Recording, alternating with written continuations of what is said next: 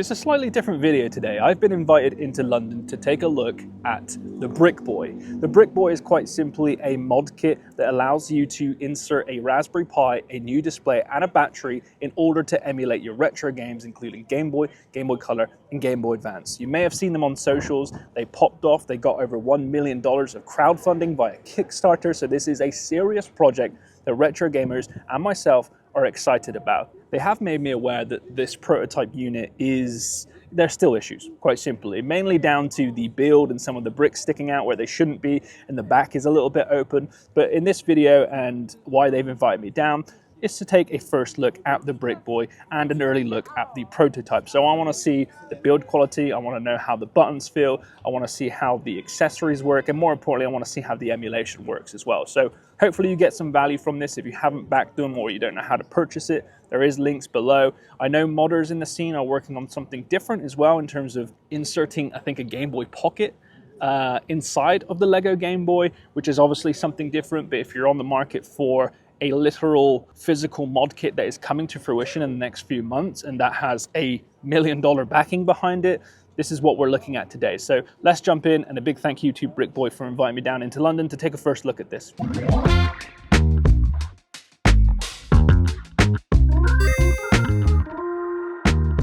So the one I have in my hands now is like a prototype.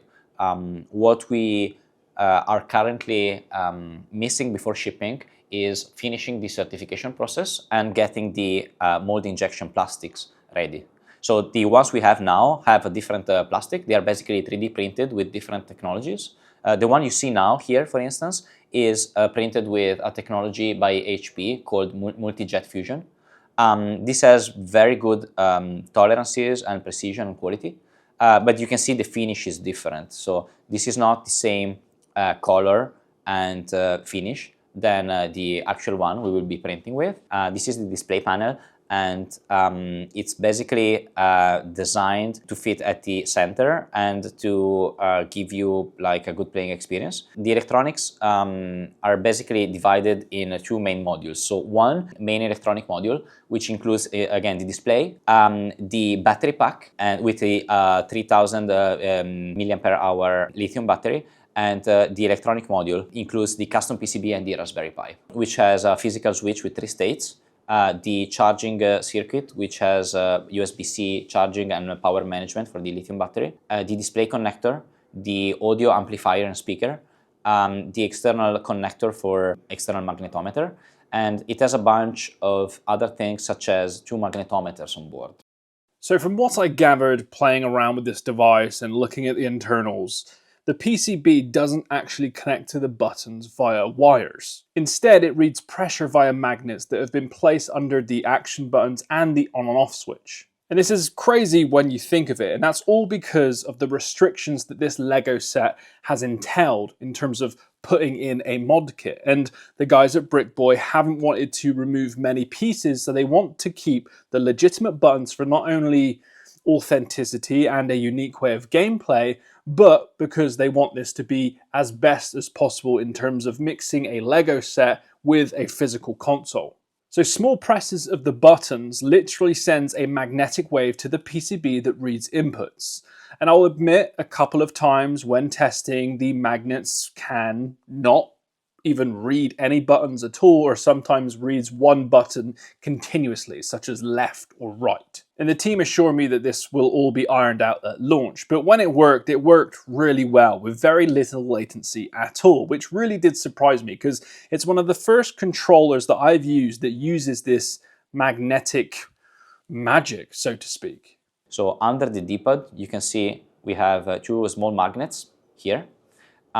We similarly have dedicated magnets under the A and B buttons, and inside between them here underneath there is like this module, which is connected to the main one by a short cable, and there is a 3D magnetometer which can detect with very high precision how the magnetic field changes. So what we wanted to do was not just doing, yet another Game Boy emulator. There are so many out there. We are just reusing on, the best technologies out there, such as RetroArch, existing cores, and so on. It doesn't make sense to reinvent the wheel.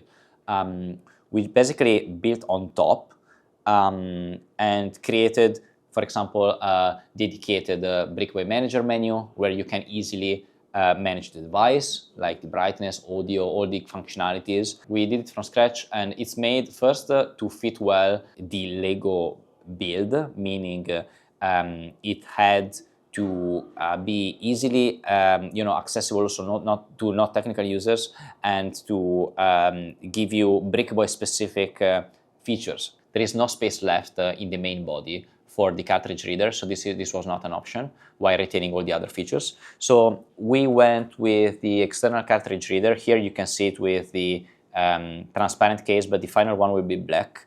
And the idea is that if you have your cartridge with maybe your saves and your original ROMs, you can basically plug it in here, and then via the cable, the USB cable we provide, you will be connecting it to the cartridge, and basically BrickBoy will, as soon as you connect it, will be able to import everything. So it will import both your the backup of your game and of your saves. During my very limited time with this, it's very clear that this device is going to be a fun and unique way to turn a literal Lego kit into a handheld console.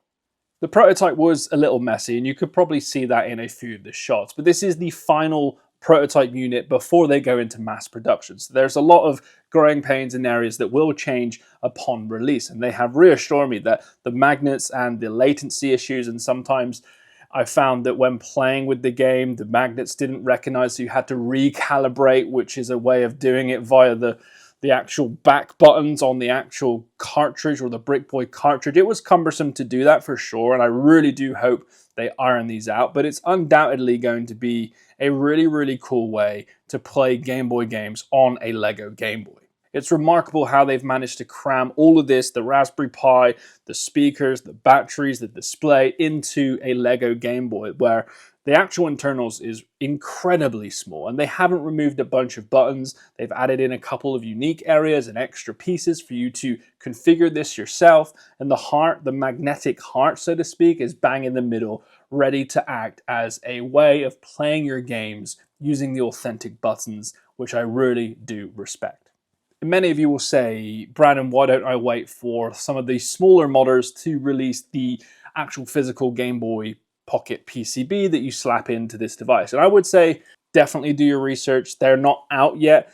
The good thing with BrickBoy, from what I can tell after speaking with their team, is they've done a bunch of safety checks. This is an official item. They've got all of the certificates coming through, and it's going to be mass produced, so you'll actually be able to buy it. Whereas the smaller modders, which I do think still deserve the respect if they come out with these mod kits, it's going to be a little bit more hit and miss, whether or not they're in stock or out of stock. There's going to be a lot of DIY and hand modification by you guys and the customers. So it all depends, and we'll just have to wait and see, in all honesty. And the Raspberry Pi comes with a bunch of benefits in terms of Wi-Fi, Bluetooth connecting your controllers. You can stream this to your TV and so on. There's a bunch of features that come with, admittedly, complexity. So this was a limited hands-on today. The video is pretty short, but I want to give you guys a first look at this prototype unit in order to hopefully give you a better understanding of the product and a better buying decision. I'm personally excited about it. I do hope that they iron out some of the bugs and stuff from the prototype, but as mentioned, that is to be expected. So it's a first look at what these guys are building. I believe they're going to do more in the space, in terms of the Lego space in the future, which would be really cool. And they've built this incredible first product that has got $1 million of backing, and it is exciting. And I do think people will enjoy it if they can finalize all of these small bugs and perfect all of the plastics in the molds and the builds and fixing everything neatly so that the fans of the Lego Game Boy can look at it and it almost looks identical to the actual Lego kit that they built previously. And I do believe BrickBoy will do that in a very effective way. So there you have it, a first hands-on video of the BrickBoy. I hope you enjoyed it, and make sure to hit subscribe, and I'll see you in the next one. Bye-bye.